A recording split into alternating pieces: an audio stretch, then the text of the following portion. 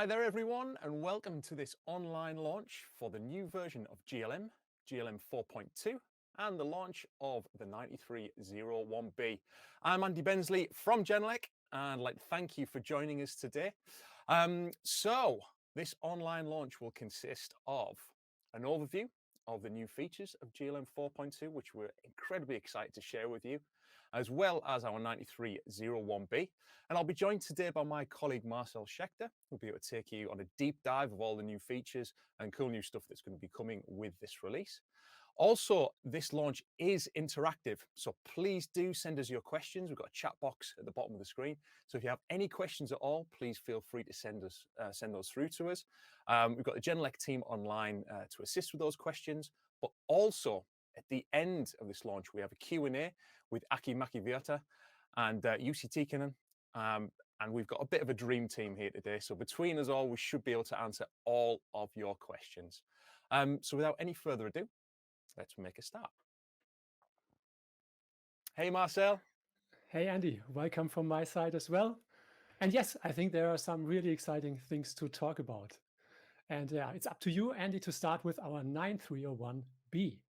Lovely. Okie dokie. So the 9301B is a follow-up to a 9301A, which has a kind of AES interface to help you interface bass managed channels with the AES inputs of our subwoofers.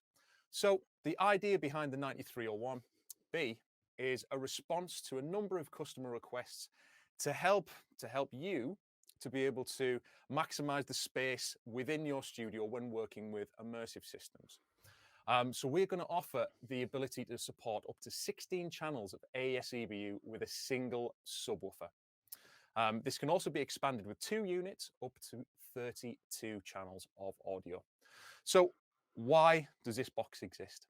So for any of us that have been working with immersive audio, we kind of understand the need for a number of loudspeakers to exist within a space. And sometimes those spaces are sometimes quite restrictive in terms of available floor space, space behind a desk, for example.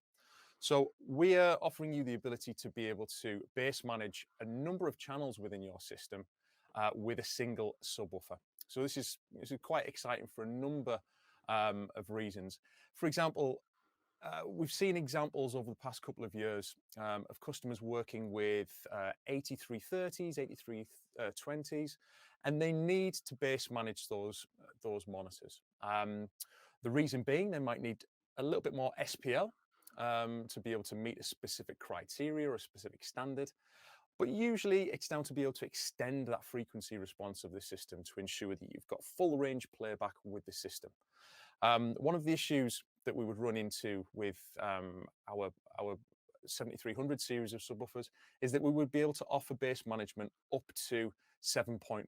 So we'll be able to offer 7 channels of bass management plus an LFE. With the 9301, we now have the ability to bass manage 16 channels. So we now have the support for 9.1.6 applications, and with multiple units, that also scales up. So if you're working in a compact room, we're able to kind of support your bass management needs.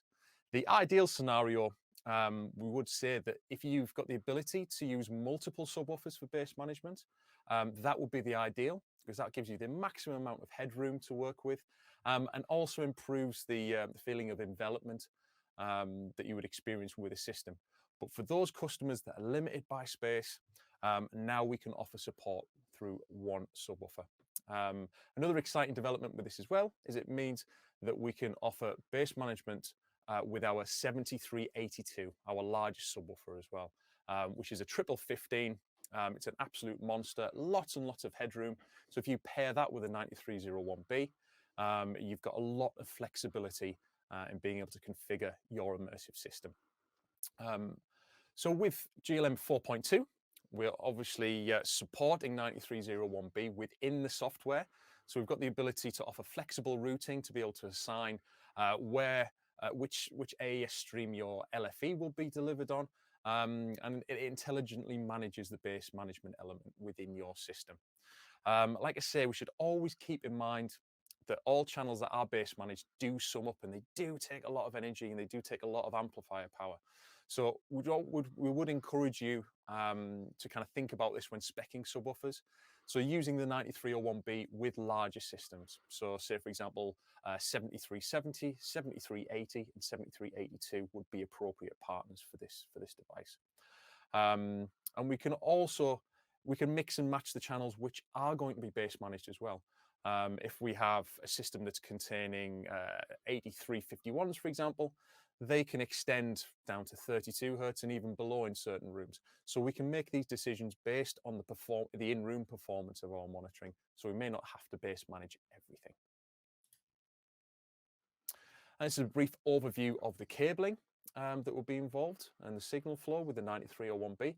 So from the unit, we can go from our converters into the AES inputs on the unit, and then out of the device we will just go in a single wire fashion from a fan out D sub into each of those AES pairs into those GLM sound speakers, and then finally we have a subwoofer link where all of those bass managed channels are summed together and then can be sent to the AES input of the subwoofer.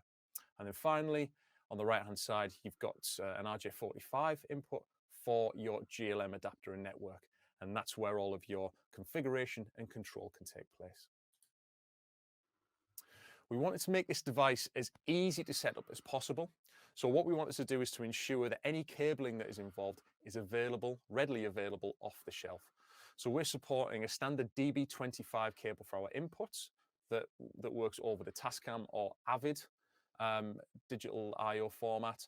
And then on the output side, we would look to use something like the Avid DB25 to XLR male DigiSnake. This is a cable that is readily available from any Avid stockist that's off the shelf, and that will be able to give you 8 physical outputs that can then be assigned to your main SAM speakers. If you were in a pinch, you could use an analog Tascam DB25 to male XLR cable, but we would recommend that you would use a 110 ohm rated D sub snake to connect to your SAM system. So here's some examples of the cables that are involved. Again, standard DB25 to 25. Again, ideally, 110 ohm cable rated for AES EBU signals would be ideal for this. And then on the output side of things, we can take that Avid D sub to XLR male connector to then feed out to our SAM system. And then we've got just an internal schematic of how we're routing the systems internally. The interesting thing about this is when it gets to the GLM side of things, we have the ability to be able to assign that LFE based on how you are feeding it from your converters. So it's pretty flexible in terms of how we're setting the system up, depending on the convention that you're working with within your DAW. And here's a quick overview of the technical specs. These will all be available on the Genelec website for you to dive into at a later date. And availability, we're planning to ship this unit at the end of Q3 this year, and pricing will be announced closer to that time. Brilliant. Right, so I'd like to invite Marcel to give us a brief overview of GLM 4.2. So what's involved with 4.2, Marcel? Yeah, thanks, Andy. A lot of stuff is involved, and we'll start with the, I think we all agree, most exciting and interesting feature, which will be added to 4.2, which is called GRADE. And GRADE stands for Genelec Room Acoustic Data Evaluation. And this is a service that we can now offer you that somehow makes use of the data we collect during our AutoCal process. And you will receive a PDF, which gives you a deep, detailed insight into your system performance in your room. And I think even more interesting, into your room acoustics. And that is all based on a completely automatically generated report, which somehow shows different paragraphs It adds comments, so everything is explained to you in detail. You get a lot of diagrams. Yeah, and we will have a look at this quite soon. This is just, to start the excitement. Otherwise, we have a few smaller new features and additions. For example, we have now advanced MIDI settings, which is quite useful because now it's even easier for you to use any MIDI device to control GLM. So we have added a few functions, for example, bass management on and off, and you can now flexible configure CC values. So quite useful. Then we have information labels. So in our grid, within the fields of the speakers or subwoofers, we now can show additional information. For example, if an update is available, if a speaker is offline, if it's soloed or muted. Then we have a group preset tooltip. So if you just, have your mouse pointing on a group, you will get an additional information about the basic parameters of this group. And you can also add a summary for each group because the total amount of characters is limited for the group naming. And now you can make use of even more space to add your comments. Then welcome back, system test controls. Some of you had asked for that because it was there in GLM 3 and now they are back. So it's an easy tool to troubleshoot your system. So you can generate a noise signal or a sine sweep, not a sweep, sorry, just a sine signal. And then you can mute and unmute drivers to find out if there is a problem. And also really quite new is the calibration group ID, which means that you can now configure which monitors somehow are a symmetric pair. So for example, left and right, and in an immersive setup, surround left and right. You could assign these to the same group ID, and then these will share the symmetric EQ settings. And also really cool new feature. Someone asked about this, I think, yesterday in the Genelec community. Subwoofer group ID, which makes it possible that you can now use multiple subwoofers that, this is important, that play back the same signal and they will be calibrated in the correct way. So for example, two subwoofers are playing the same LFE and then the gain of these subs is reduced. Very important, we have a new GLM webpage, so you already know this address, but there is a lot of new material on it. For example, videos, and we have extended this to a complete hub, so with a lot more resources than before. Yeah, and now I think we should go to GLM because I want to show all of these features, of course, in the field in our software. So the most important thing, of course, how do I get this GRADE report? The GRADE report is generated, as I said to you, during the AutoCal process. So for example, I start with my system setup, right speaker, subwoofer, and left speaker. Of course, the GRADE report is also working with immersive setups, but this is now easier to demonstrate. I go for confirm. I will confirm the group. Just give it a name. And then the moment you click on Start Calibration and someone is talking, you get a notification, high background noise. I ignore this now because I want to talk. And this is a new window showing you, first of all, how you should place your microphone. Because from time to time, people ask us, as there are measuring microphones out there, that you should point towards the speaker. With our microphone, it should always point upwards at ear level. And then you can enter your room dimensions, because this is somehow needed to then calculate, for example, RT60 values, so the reverberation time of your room. And if you are logged in, so if you are logged into your account in GLM, you will find this checkbox telling you generate GRADE report. And that's it. And now you simply start the measuring and you will hear the well-known sweeps. And then approximately after a few minutes, let's see how long it will take us when a lot of people do this today, you will receive a report to your email address that you used for your registration. And then you will receive a complete PDF. And as said, we will have a closer look at this soon. Let's now just cancel this. And I will now show you the MIDI settings.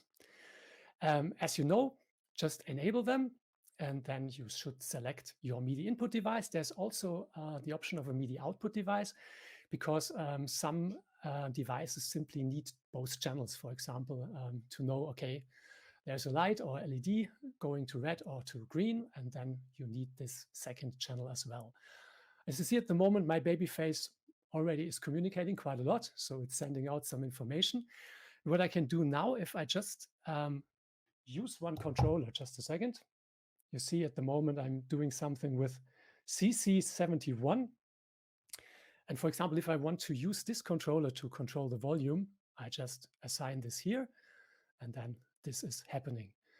And as said before, you find more functions now, like preset levels, bass management, bypass, on and off.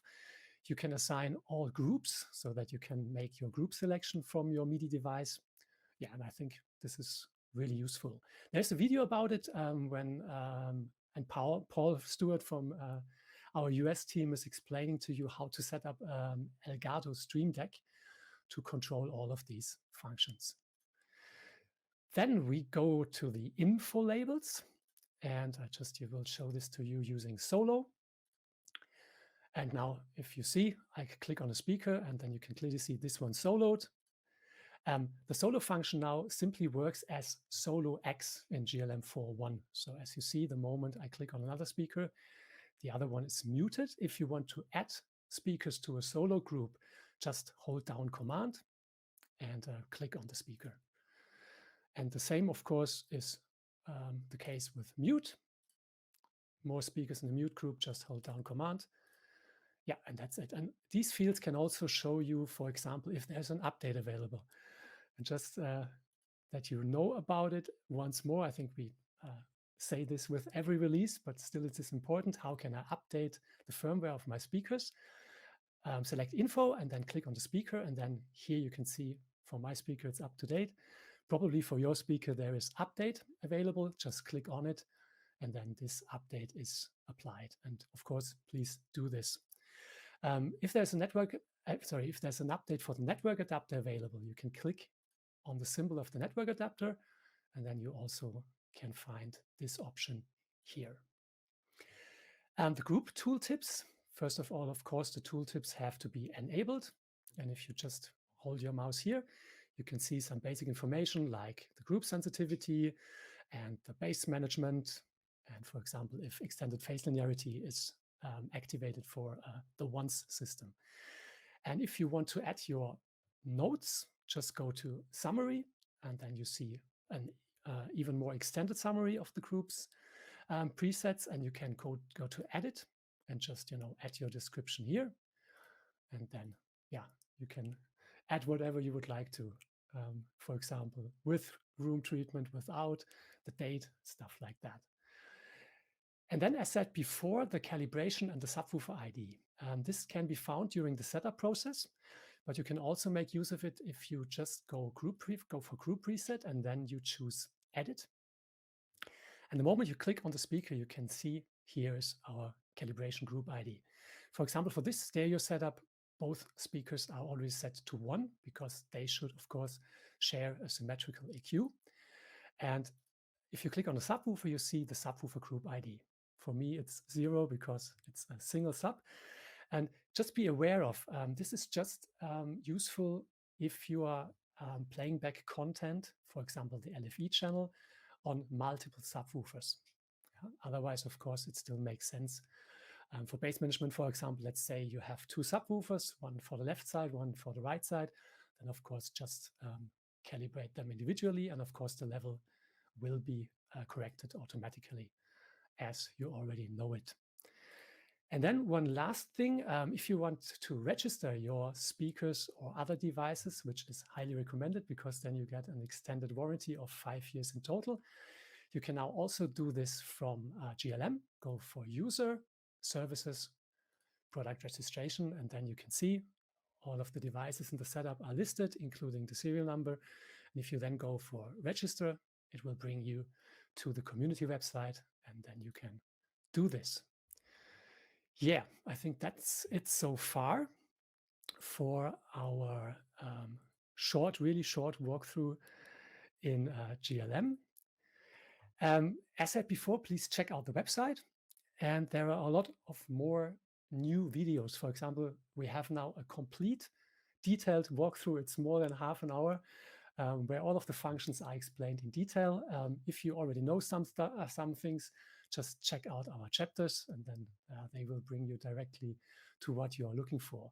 We also have a video from Andy called The Foundations, which also gives you a good overview about the basics of speaker placement and room acoustics. We have, as mentioned before, a video about controlling GLM with MIDI by Paul.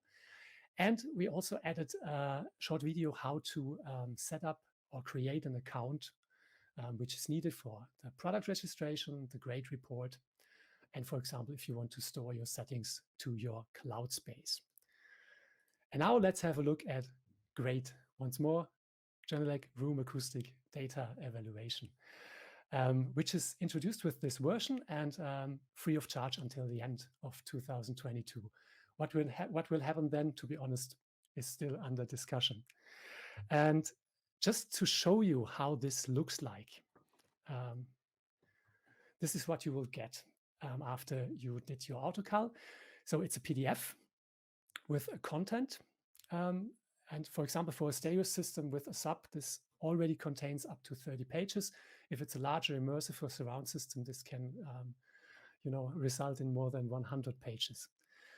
And then you get a summary, and then we go through different paragraphs, frequency domain analysis, and yeah, a lot of stuff. Also the time domain, also interesting, early reflections, the waterfall diagram. Yeah, this is just, really in short, because we now will have a closer look together with Andy. And yeah, I already showed this to you. So just go to the setup process and then you can have this checkbox enabled. And let's just skip this. You will see for all paragraphs explanations. And I can say this already now.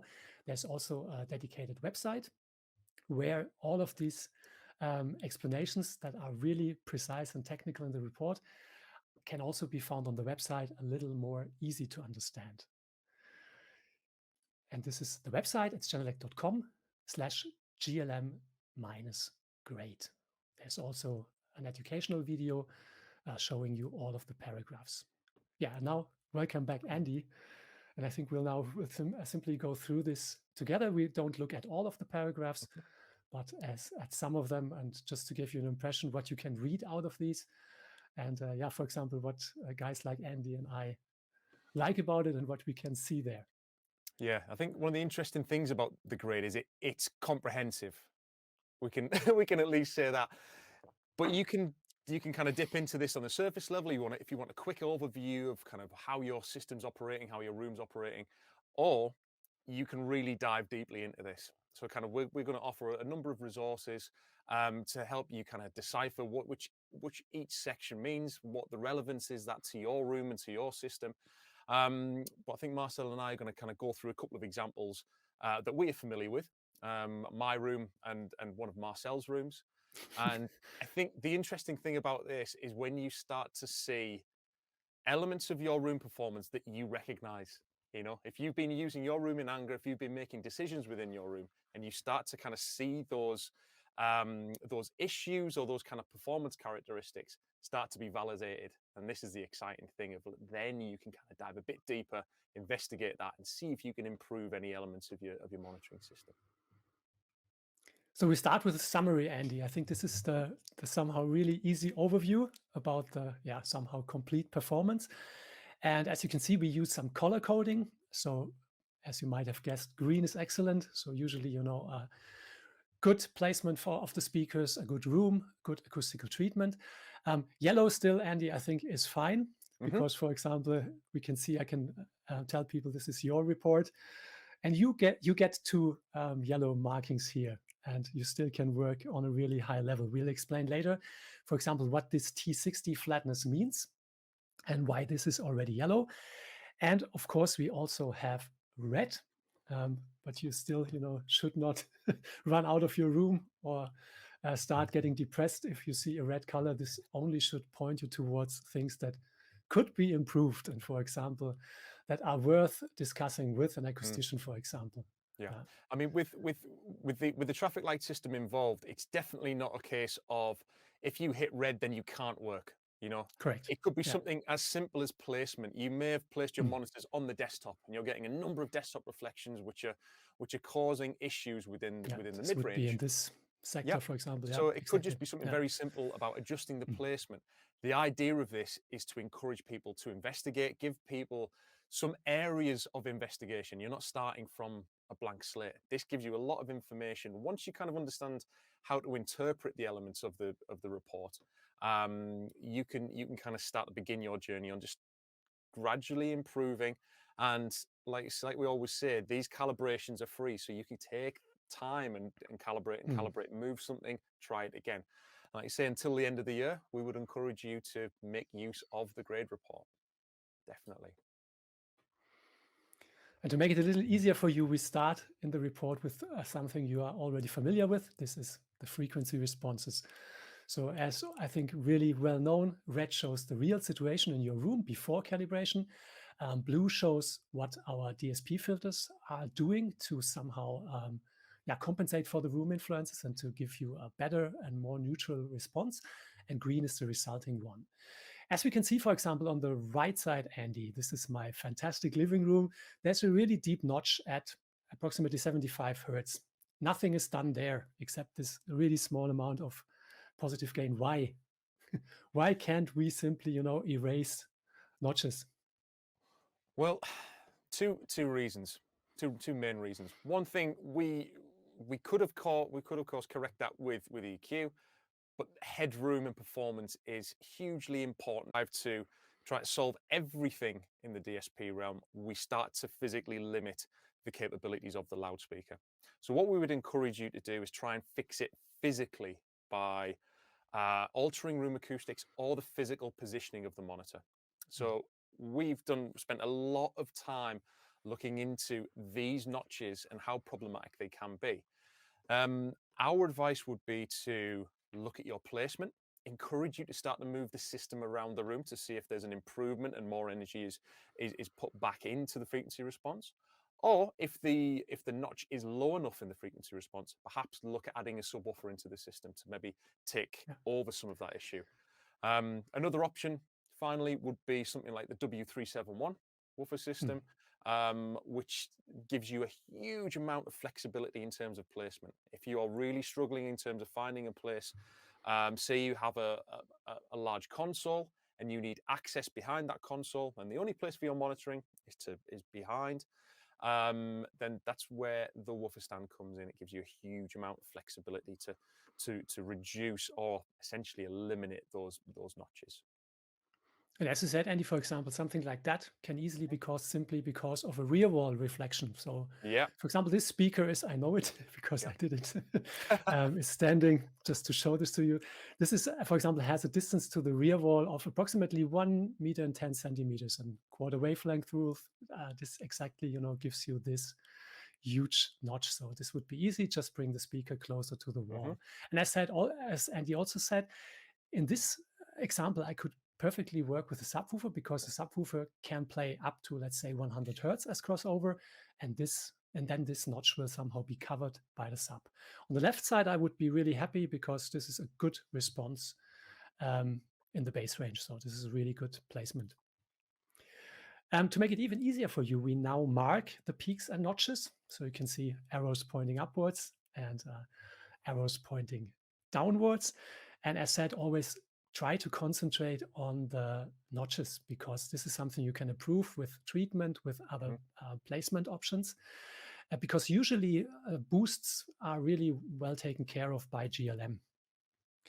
And we also have this table showing you in detail, for example, where the peaks are and where the notches are. Then minus 6 dB points in the real world. Andy, once again, your setup. And what's happening there?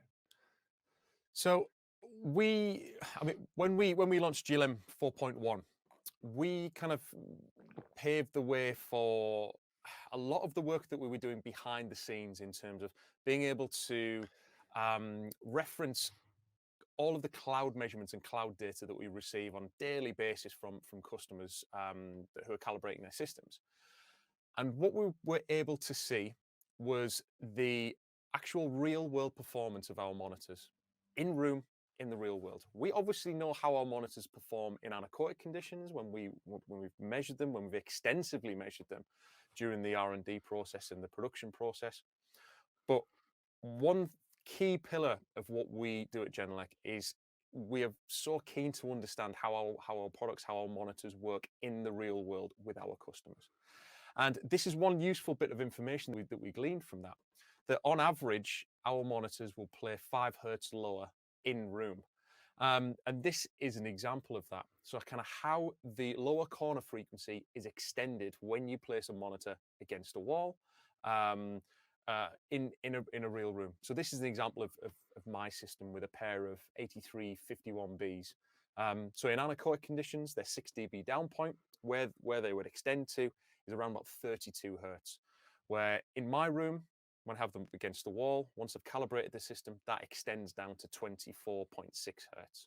So it's useful to kind of know that you're getting that extension of the corner frequency. You're getting more efficiency in the low end, and it just helps to be able to choose, in my case, where I position my subwoofer crossover as well. These are kind of useful points for me to kind of understand when I'm kind of choosing crossover points, when I'm choosing positions within the room.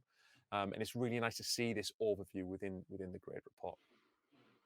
And of course, it adds also some SPL headroom. Yeah, so if you make use of a placement close to the wall, of course, the speaker also has a little more headroom, especially for the low bass. Absolutely.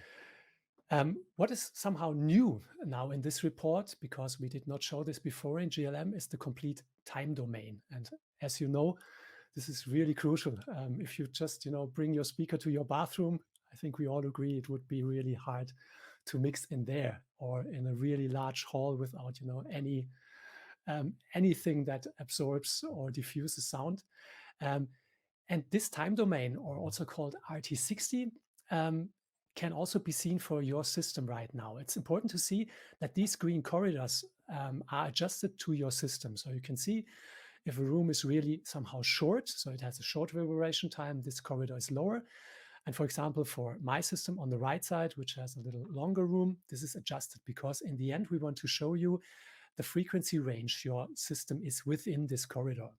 And what's happening with the low frequencies, Andy? They seem to be outside. Why is that so? So I believe this is a measurement of my room, which is really small. So kind of my room's about 2.5 meters by 3 meters, so really small. And I've opted for a lot of absorption around the listening position, and I feel that I've got a lot of detail from the monitoring. The stereo imaging is excellent. Phantom center is really solid. Issues I have in my room are in the kind of the lower mid range and in the low end. So I don't really have a huge amount of space for bass trapping. So what I've chosen to do is to kind of control the elements that I can control in this room. 2 of those being early reflection points. I can achieve, like I say, I can achieve a lot of detail with my system. I'm sat relatively close, and I really like the imaging and the kind of the detail I get from this system. I have to be aware of how loud I monitor in this room, because it's quite easy for the low end to start to build, because it's a small room. There's not a lot of space for it to decay. So one thing that I've found that works really well within this room is finding a listening level and working to it. And this is something that I kind of knew instinctively, but the GRADE report has backed up. So it's really encouraging to be able to see that. I think there's one important thing to mention here. As Andy said, you can't do anything about somehow the ringing of frequencies in a room. So of course we can reduce a modal frequency with an EQ, but of course it's not possible to reduce the time that it's somehow in your room. This is simply, when acoustical treatment becomes really, really important. And as Andy said before, this once more is his room. And also in this waterfall diagram, I think some of you might already know this. This is a really useful thing because you can also see the time axis. So this is this axis.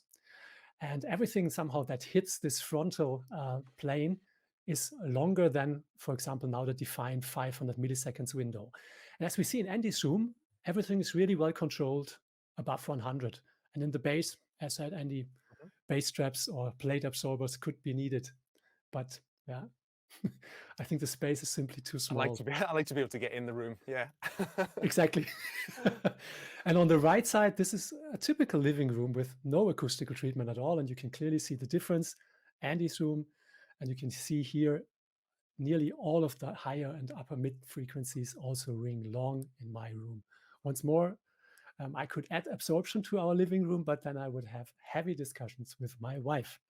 So also not an option. An option for the living room could be that you simply move closer to the speaker, because then you simply get more direct sound. And we also showed a summary of this complete time domain regarding the room modes, so the standing waves. You might know this, you can calculate these if you know the dimensions of your room. And then you can clearly see what gain, how long the decay time is, and we use some color coding to show you which frequency range is affected. Now, one of the graphs I'm really in love with, Andy, and we both had some fun because it's really, you know, it's becoming, everything becomes so clear if you look at it. On the left side, you can see, first of all, it's early versus late sound. So the green graph shows the direct sound, so the sound that hits you from the speakers ideally. And the red curve shows the late sound. So what is somehow the diffuse sound field from your room? All of the reflections sum up. And just to make it short, on the right side, this is my living room, and you can clearly see this was a 3-meter listening distance. You are listening to your room almost at the same level as you do to your loudspeakers. So this would not be the perfect basis to mix.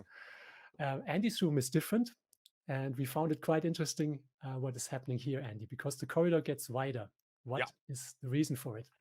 So kind of when Marcel and I kind of first started looking at these plots, kind of trying to kind of work through what was happening in each of our rooms and to kind of interpret what that meant in the real world. This kind of short kind of drop off, if you like, in kind of coefficient. I was saying, well, why is it so steep? But kind of looking at the acoustic panels that I have, these are from GIK, and I think it's the 2.2 absorber. So they're just their kind of their standard absorber. If you look at their coefficient measurements, it's pretty much exactly what happens. You know, it's kind of they're super efficient, down to what are we there? Kind of 900? No, kind of much lower. 900, 400, I think. 400. 400 and approximately. then they kind of drop off quite significantly. So this is a really kind of a good means to be able to kind of support how efficient your treatment is. Does it meet the spec that the manufacturer says? And from my point of view, super happy with the performance of them. They do exactly what they were designed to do. Like I say, I have a decision to make in my room. Do I add some kind of tuned absorbers to take care of some of that mid-range? Or do I kind of just play with the level a little bit? Do I kind of just monitor at slightly lower level, knowing that I'm going to excite those room modes and start to kind of bring that coloration into the room? But overall, for what I've invested in this room, I'm really happy with those results. And this may be a consideration for yourself. Do you feel that the extra investment in your room is worth the kind of the improvement that you're going to see? And being able to measure and compare before treatment, after treatment, is really useful. So you could use this document if you were in the process of buying acoustic treatment, add a few panels, take some measurements, see what the difference is, and then start to work at this systematically, rather than buying a whole room kit and thinking, oh, I'm not actually sure what difference it has made, you know? But for the likes of Marcel and I, we found this really useful to be able to kind of interrogate this and compare it to what we experience in our rooms. And of course, Andy, I think we should also point out that, of course, you know, this cannot replace an acoustician. Yeah. So if it's about, you know, the low end, which is somehow, as we all know, really complicated, and you really have to know what you're doing, for example, with plate absorbers, please feel free to, of course, get in contact with acousticians, and they will be happy if you already could provide a report like this, and then they can make their plannings based on this. And of course, they can simply give you even more, detailed hints what you could improve. Yeah. One significant part about this report is for Marcel and I that have worked in many customers' rooms over the years, we've had to supply measurements to acousticians, and there is some work involved with that, with using something like Room EQ Wizard or Fuzz Measure, for example, where you'll kind of take the measurements, you've got to do a screen grab, write a report, put that in a document, format that. It takes time. The really exciting thing about the GRADE report is it's available within 2 or 3 minutes. Once you've kind of done your calibration, you kind of hear the the inbox ding before you've started. Because Andy, some guys spend a lot of work. Yeah, this also should be made clear. Yeah, now absolutely. It's that easy. Yeah, but to have it in a kind of concise formatted document that you can then just email to an acoustician, correct, saves a huge amount of work, and they can then choose which elements of this they interrogate and start to dive into, and then they can work with you to improve the room based on your budget and your needs. And just to end this, because as I said before, this is a really interesting paragraph. I know that a lot of our users also simply use our monitors to listen to music only. So they don't produce, they don't mix, they simply enjoy listening to music, for example, also in a hi-fi environment. And you don't have to get into these details too much. But if you look at this graph, and for example, you would see something like that, you could simply think about, would it make sense to be a little closer to the speakers? And then you would see that, for example, simply the green curve would at least stay on the level, but the late curve, so the red one, would be lower. And this can give you a clear hint, for example, if you're missing some, details, and you have the you have the impression that somehow everything sounds a little blurred. So this is the graph you should look at. So as Andy said before, his room is really good at early reflections, which is proven on the left side. And there's one early reflection marked for you. So well done. I've read my monitor setup guide. Yeah, perfect. Yeah. So simply, make sure, for example, that you simply treat these early reflection points, for example, sidewalls, or of course the ceiling, really important. And if, for example, your desk or your console is involved, just, bring up the monitors to ear height, what we always say. Once more, on the left side, living room, larger listening distance, as you see, overall, way more reflections on a higher level. And yeah, already 4 are marked now as somehow critical, so you should look at them.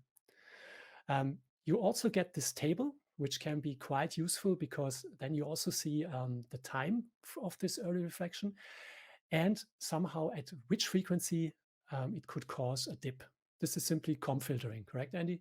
That's right, yeah. So kind of the nice thing about this is if we look at the 4th column, the time in distance, and we actually get a measurement in centimeters or inches, and that's super useful. If you take a tape measure and start to hunt down what could be that far away from your monitoring. So in my case, I've got a desktop reflection, which is causing me a little bit of an issue. But then I've got the choice to then either raise my monitors up higher or bring them probably not lower, but it depends. I wouldn't want to go any higher in this room because they're already quite high anyway. So I'm quite happy to live with that, And throwing away your desk is also not an option. So from time to time, for example, it's perfectly fine to have one reflection. So that's fine.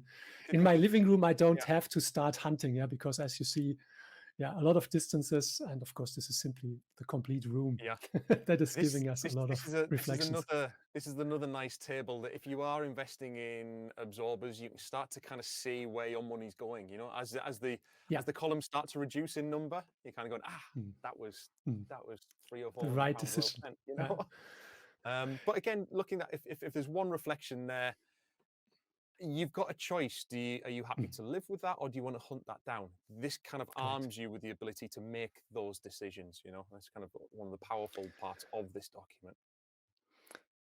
Just now keep in mind this 1.7 milliseconds, because on our next slide, this shows wavelets. Also really useful to somehow show reflections. And once again, this is Andy's room. And this 1.7, for example, can be clearly seen here as a spike. So easily spoken, everything that is blue has low energy, so usually it's not critical. And the moment we reach green, yellow, orange, and red, there is more energy. And of course, as I said before, in the bass range, Andy has some reflections just because this is a small room. But if you look at this area, it looks quite nice, because there's one spike with more energy. This is already marked in the table. This is not that critical. And compare this to my living room. So you can clearly see more reflections, and especially more reflections also at 1K. A lot of more energy because here it's orange, and at Andy's room, there's almost nothing. It's again this kind of one of the main benefits of my rooms. I do kind of a lot of voiceover work, so kind of working with voice is a big part of the work that I do. So I'm kind of quite happy with the performance in that area. And like I say, if I know that I've got issues in the lower mids and the low end when it comes to mixing music, I can then make a choice of how I reference that and how I tackle it. So again, say the volume of the system can play a huge part in that, kind of setting a reference and sticking to it, and being making sure that you're disciplined to stay at that, you're not jumping around in level, can really help. So again, all this information can kind of support your mixing philosophy, the way that you like to work, So it's again very useful. And to be honest, for example, I had not been used to this really fancy wavelets. So I took my time, but it's really worth looking at it. So this is simply the time. And then, as said before, you have the frequencies here and the energy. So just, take your time as well. It's worth looking at it, especially if you're more on the pro side. So really useful tool. Then once again, back to the frequency response. Now, of course, after calibration, and we see a window there as well, Andy. And this, I think, should simply show you, as you all know, in the anechoic chamber, all of our speakers, or most of the speakers on this planet, look perfectly fine if it's a studio monitor, because it's somehow, it's not easy, but it's easier without room influences. But in a real room, it still should be your aim that this corridor is quite narrow. I think just to give you a really neutral basis to start with. And this is also shown in the report. For example, this one reaches 100%. As you can see, there's a small thing outside of this corridor with already gives you 96% only. So we are quite strict. This is what I said in the beginning. If there's a color coding going to yellow, always keep in mind, it can be really a small detail. Yeah, and this is, the short overview about this topic. If you would like to get in contact with us, of course, use the well-known support at genelec.com. Our team is absolutely happy to answer your questions. We are really fast. And if you have questions regarding immersive audio and immersive setups especially, please use immersive.helpdesk at genelec.com. And if you're now, want to start telling the world about your GRADE report and your room and all of this stuff, please use the hashtag GenelecGLM or hashtag GenelecGRADE. And now it's really cool that yesterday there was someone in Madrid visiting a studio from Rayito. I hope I pronounced this correctly. And Rayito just moved to a new space, so there is no treatment so far, and he wants to use this space as a new studio. And then he invented an acoustician. You might know his name. It's Jan Morel. And we are really happy that Jan Morel just recorded a short video showing us how he already makes use of the GRADE report. So here we go. Hello, my name is Jan Morel, and I'm here with Rayito in this new place. And we're going to do some measurements to see what is wrong in this place. And we will going to use the new 4.2 GLM software of Genelec. Great. I will show you how helpful it will be. Okay.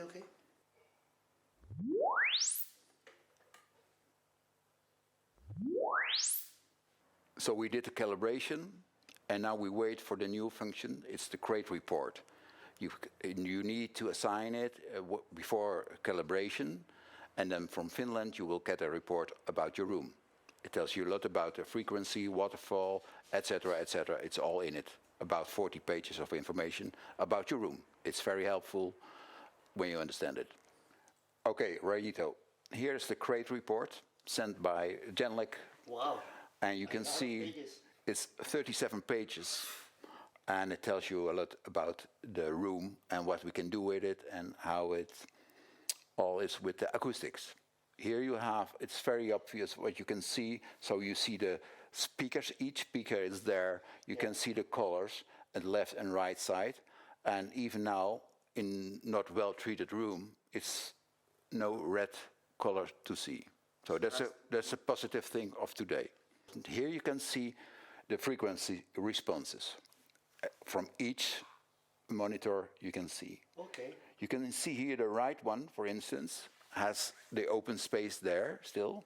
There's more activity in the low frequencies compared to the left one. All right. And you see what the software does. The blue line is the correction, and then you end up with the green line. I'm very curious about this one because they kill all the frequency here, and they will that. But we will listen afterwards how good it is. It's more or less a book. You get a complete book. Basically, I don't need to hire you anymore. No. I can go now. I will send you the invoice and see you later. Never. All right. But this is cool to have. And now we save this, and we do the improvement.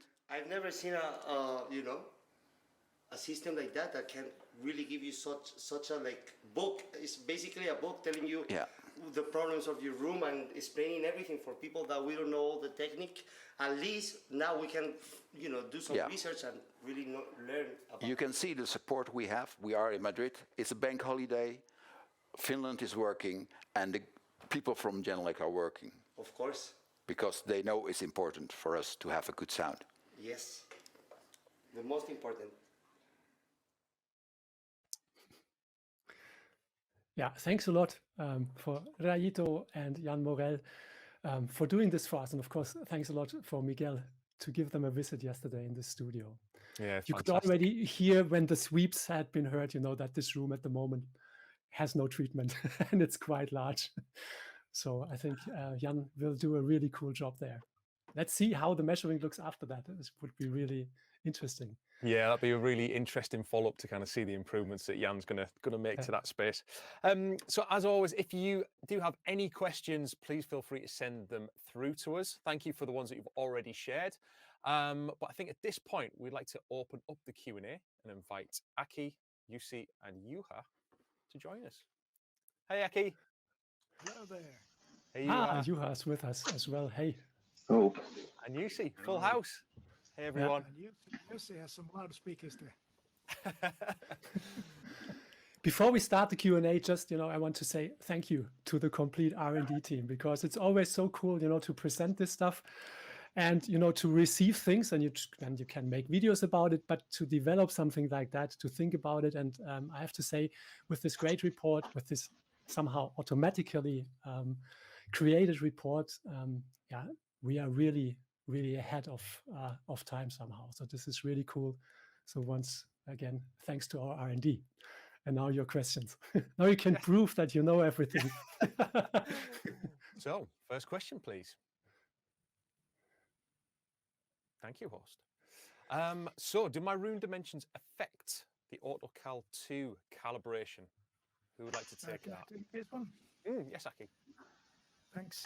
There was actually a related question earlier in the chat box, and that was that my room is L-shaped. So if I just give the the length and the height and the width, it doesn't make sense. So what should I do? So basically, first of all, when we ask for the room dimensions, then this will be useful when we compare your room against the reverberation time recommendations given in the literature for high quality listening conditions. It does not change the way your room calibrates, so it doesn't affect the AutoCal 2 calibration, but it does affect evaluation against recommendations. So it's if you have a rectangular shaped room, then it's easy to give just the dimensions, and we calculate the volume. We need the volume. If you have an L-shaped room, that's okay. I mean, if you just give us the volume, then we have a fairly good understanding of what the reverberation time for that space should be, that we should apply in related to recommendations. And if I may add, Aki, because we did not show this, in the end of the GRADE report, we show the compliance against the ITU norm. And for example, then you can see a corridor, and this corridor is based on your room dimensions. Yes, yes, the room volume affects that detail. Okay. The next one. Next one. So the GRADE report shows how your sub is summing with your mains now, not just with the individual predicted response. This is exciting. Sort of the same question as above from Gino. Oh, okay, so Gino's already asked that. Okay. So you have... Let's answer the first one. Yeah. Yeah. Yeah. Hello. So yeah, there's some responses shown for the symmetric monitors, but not between subwoofers and monitors for now. I think this was a misunderstanding probably with our subwoofer ID. But this is used for multiple subwoofers playing back the same content, correct? So let's say I have two subs for LFE. And then if you assign the subwoofer ID, the level will be compensated, correct? Yeah, and that's also a GLM feature, so you don't have to know how to compensate by yourself. It's done automatically. Cool. So then the next question, thanks. So how do the woofer stands, are they taken into consideration when the GRADE report is generated? Woofer stands are not included by now. Okay. But right now you are, so. Yeah, that's the situation now. And, probably, yeah. But you will see the reports for your main monitors, so they might be like 8351B, so you will get reports for those. Okay, understood. Next question. Someone from Jari. I think it was implied that this report would be produced from the auto-calibrated frequency response. Can it be generated with hand-tuned calibration in place? No, it cannot be. So it's only after the equalization done by after the AutoCal. Yeah, it's an excellent question, though. Thanks, Jari, for that. But Andy mentioned the well-known room EQ wizard, which, of course, I think we all know it, and we also make use of it. So, of course, feel free to then check this out as well. Yeah, absolutely. A question from Jose. In addition to my 8340 SAM 5.1 system with GLM in the main studio and 8030 in another studio, I have two pairs of 1031 in excellent condition with 30 years. Brilliant. Thank you for still using those. Did Genelec ever think of taking back equipment in exchange for monitors like 8340? So we're talking about upgrades. As these monitors do not have the versatility of the new ones, such as AES, EBU, SAM, etc., it will be interesting to be able to compensate.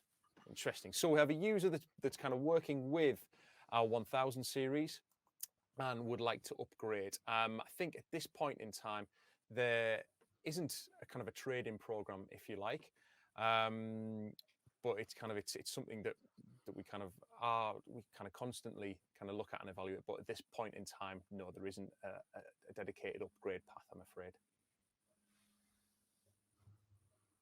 Okay, a question from Harry.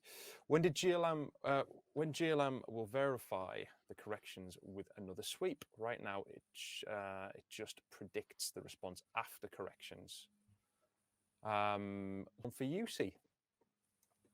Yeah, and maybe also for Juha, because we have actually investigated and studied that the corrections are matching what happens in the speaker after calibration. So it is true what you can see in the screen. But of course, we are looking also for the another sweep, and we will think about what we can build around that. But at the moment, you can be sure that it is what it is, and you can see that on the screen. Good feedback. Yeah, I say these questions are super valuable. So thank you for sending them in. It always gives us kind of food for thought and kind of it's great for internal discussion. So thank you.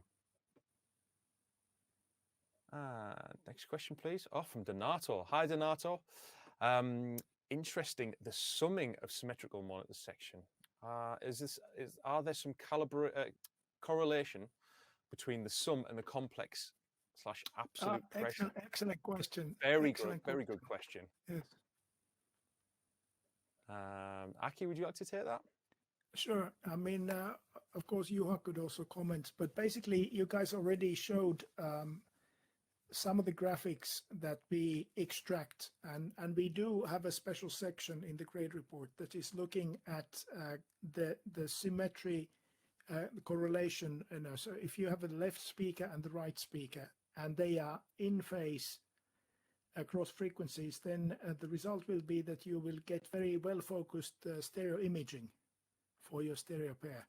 And we actually evaluate this. So we actually compare the complex versus absolute pressure across frequencies to give you an understanding that where are the frequencies where your summation is happening very well.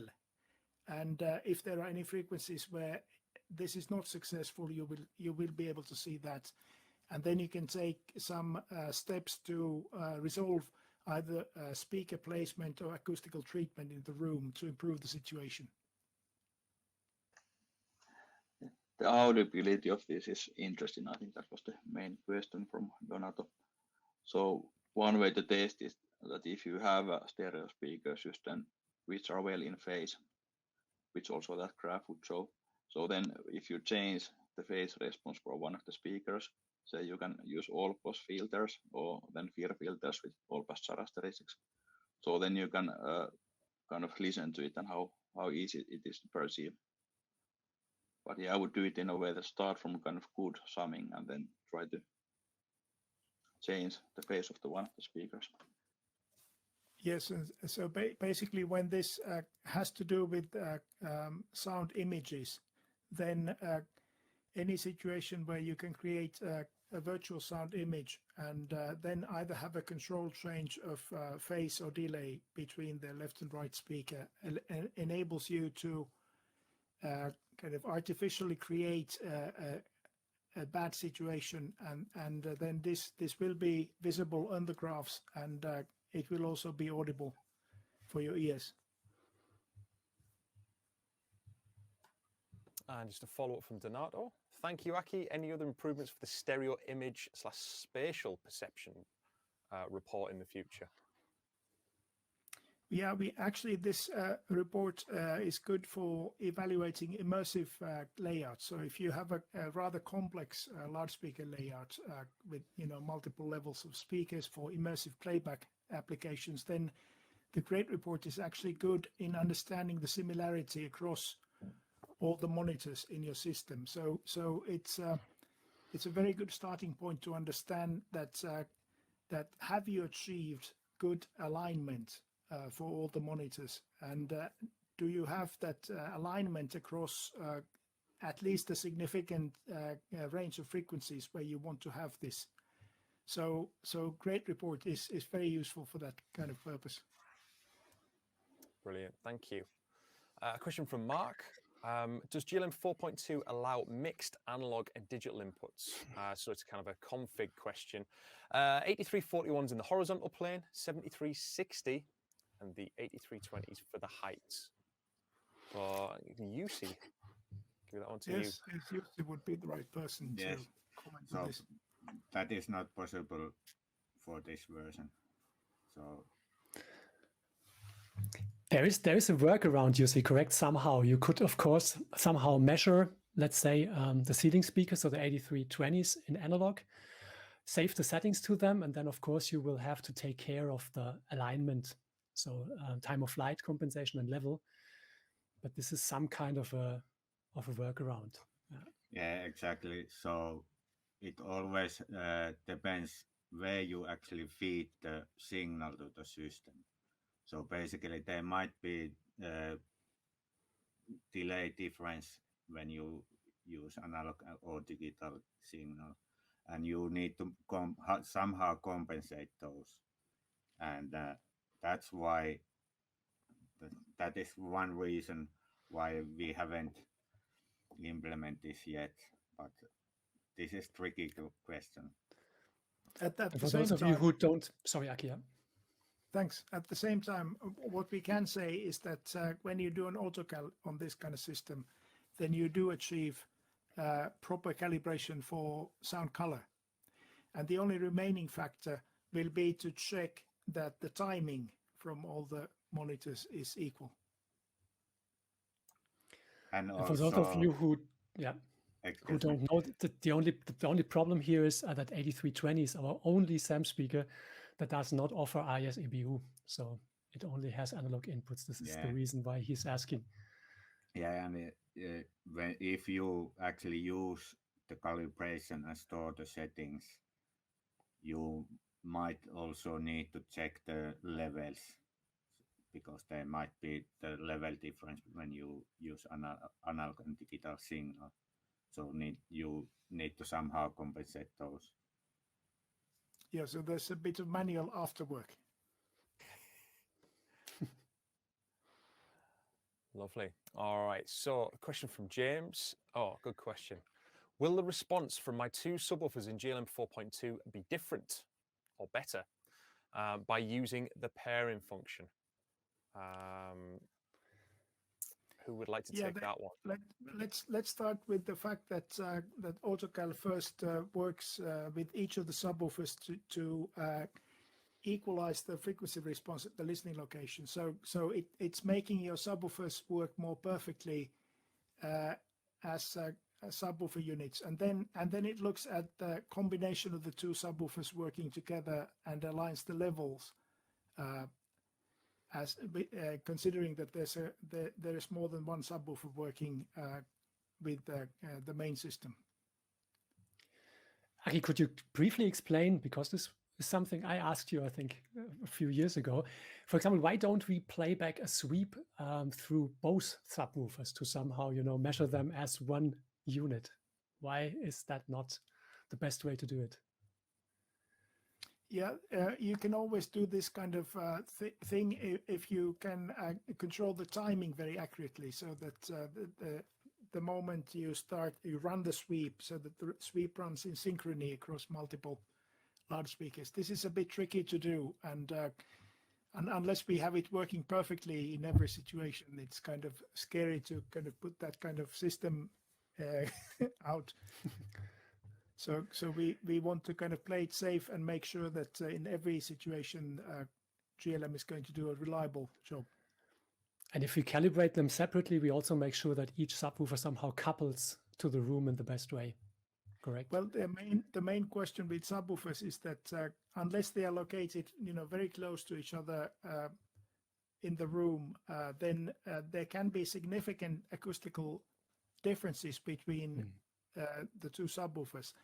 And one of the things that GLM is doing is that it's actually improving the match between the subwoofers and rendering the subwoofers more even in the frequency domain. So you do get a big improvement to the quality of a low frequency reproduction when you do this.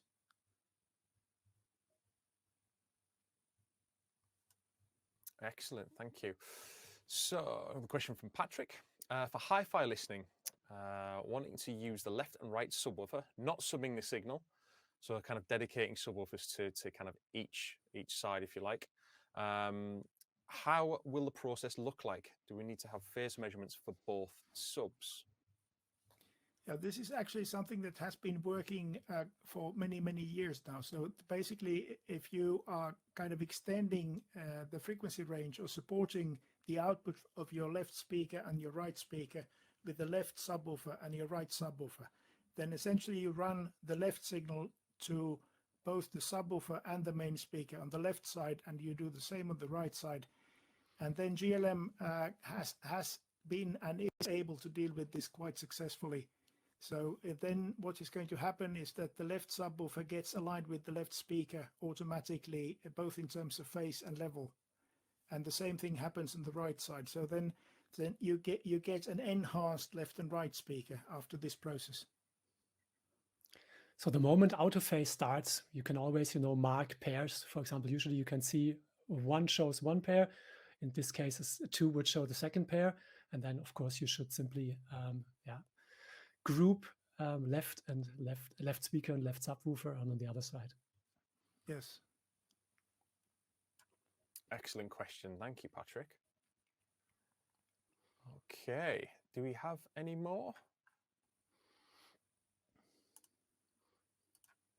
Okay, so that might be, can I use the GRADE report with AFMGs, Ease, or any other room acoustic simulator software?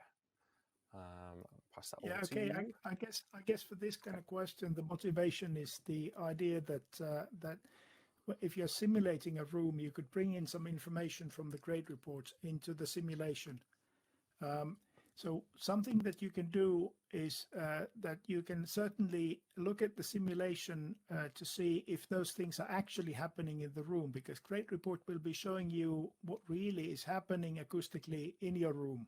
So for example, if you have a room model resonance, then your simulation may be showing it at one frequency, but your measurement is actually showing it at a slightly different frequency.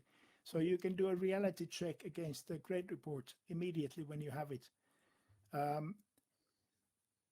That's probably the way that you would kind of use the GRADE report with any room simulation.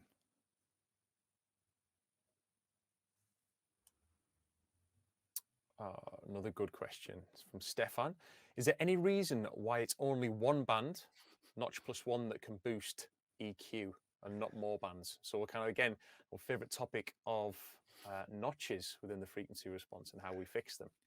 And positive gain. Positive gain. Yeah, so basically, for positive gain, you have a couple of considerations. One is the locality of your compensation, and the other one is the capacity in the loudspeaker.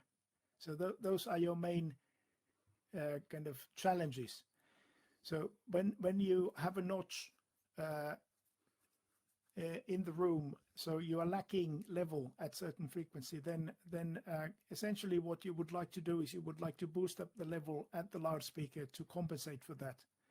Now, if this reduction of level is very local, in other words, if you move to another place in the room, then this notching either moves in frequency or then totally disappears, then you have actually made a problem by putting more audio into the room at the notch frequency for any other frequencies. And this would be apparent, for example, in the reverberation in the room.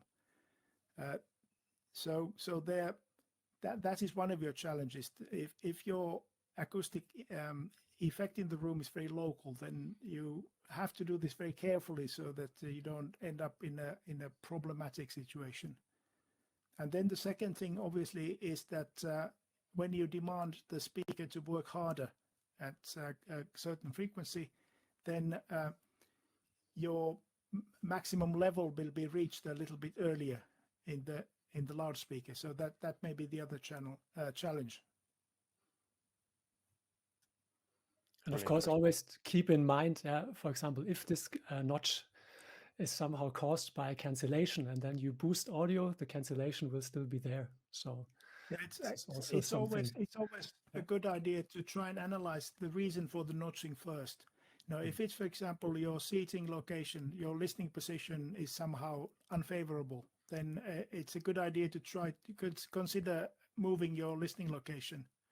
It's for some people it has been helpful to move the whole setup, so in the loudspeakers and the listening location, just move it to a slightly different location in the room, because this then starts using the room. The room is excited in a different way, so you may not have this problem in the same way anymore. Then finally, I mean, if you really have a problem that is significant in the room, then the option of just considering the possibility of putting some acoustical treatment in the room, like Andy, in your case. I mean, you saw that you could get a great benefit from adding acoustical treatment. So even at low frequencies, that is still an option. A really good option. And we have another question here. Profiler would reappear with this version of GLM. Will we see tilt again? Is that a question relating to the sound character profile? Yeah, I guess this would go to use this direction. Yes, it is. So basically, the filter allocation caused that we remove this tilt feature, but however you can combine and manually do this tilting option there from the acoustic editor side, and we will see in future how we improve the profiler. And we still usually have two presets. For example, high frequency tilt 6 kilohertz -2 is still there, and -4 is also there. And as Jussi said, usually this is, simply to adjust the overall tonal balance. So this is the main thing you should do about it. If you want to go really into the details, you can, of course, edit all of the speakers separately. It's also possible.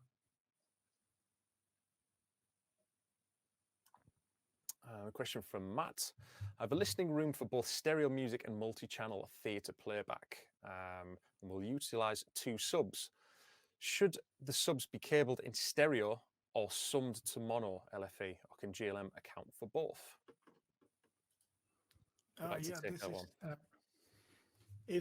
This is like a multi-purpose room situation. So basically, you could even consider running the subwoofers differently for one setup and for the other setup. So there could be more than one way of configuring the audio cabling of the channels for the system. So, for example, if you prefer to use the one subwoofer for the left speaker, the other one for the right speaker, for stereo listening, that's certainly a possibility. Obviously,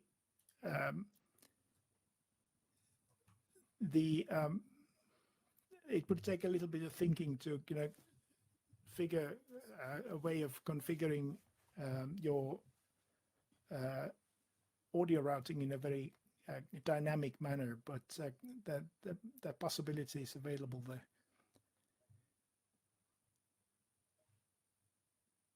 Yeah, basically you can, if you are using GLM, you can do different group presets so that you can change this multiple subwoofer use and stereo subwoofer use. So you can then easily, by changing the group, change the settings. That's a very fast way. Question from Andrew. Hi, Andrew. So, hi, Aki. If I've calibrated my 8331s in GLM 4.1 and have treatment in my room, will the report be generated with 4.2, or do I need to recalibrate to generate the report? Yeah, this is actually related to an earlier question about the ability to get the report for manually edited room calibration.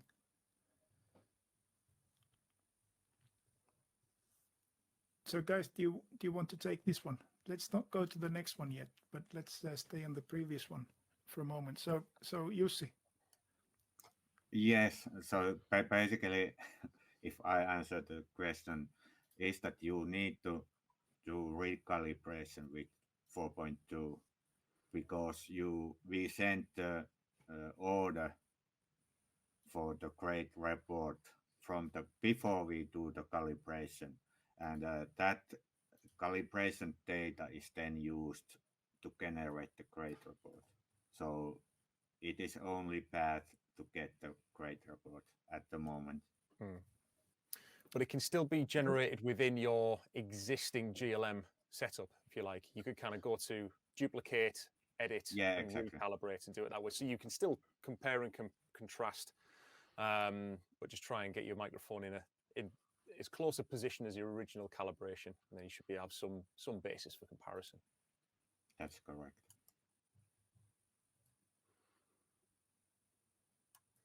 A question from Paolo.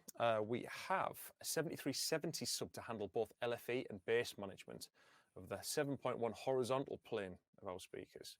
Find it easy to overload it. I saw you advising about headroom when using the 9301B. As there are more channels, of course, what would you recommend as a best practice, apart from buying a second sub? Thank you, Paolo. So yeah, this is an interesting question relating to headroom. Exactly. So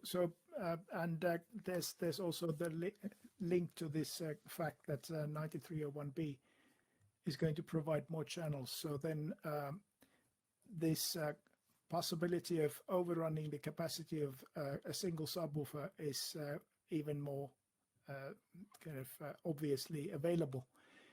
And as a starting point, one of the key things to consider is where you place the subwoofer. So there can be good locations for the subwoofer, and there can also be kind of unfavorable locations for the subwoofer. So if you are able to find a location for the subwoofer in the room where the room is boosting the output, then that obviously can turn into a benefit for you, because after calibration you get extended kind of ceiling to the performance of your subwoofer. So your subwoofer headroom will be higher because of the room support. So that, I would say, is the first thing that I would consider, is where I place the subwoofer to get the maximum output from the subwoofer. So, and that probably is the single most important thing. Okay. Right, so I think that's all of our questions for the moment. But if you do have any other questions that you'd like to send through to us, you can reach us at support@genelec.com. And we have a lot of other resources available as well. Whether you can head over to genelec.com/GLM to download the latest version of GLM 4.2. For any information relating to the GRADE report, it's www.genelec.com/GLM-grade. And also we have our immersive help desk. So if you need any help relating to immersive setups, which monitors you should choose for your room, configuration, etc., you can head over to immersive.helpdesk@genelec.com and send your inquiries there. I'd just like to thank our guests today, Aki Makivirta, Juha Holm, and Jussi Tikkanen, for joining us, and thank you so much for all of your advice for those questions. And I'd like to thank my co-host, Marcel Schechter, as well, for his excellent demonstration and excellent presentations. And to thank you all for joining us today. And we really do appreciate your questions and feedback, so please feel free to continue to send those through. But that is it for us for today. May I add one thing, Andy? Because I forgot to show you one thing. Oh. And probably some of you would then have to mail to support@genelec.com. I talked about the test control feature, and you can find it by simply right-clicking on the speaker or command click on the Mac, and there it is. Just came to my mind. Remembered, Marcel. So sorry, but this had to be added. It's important.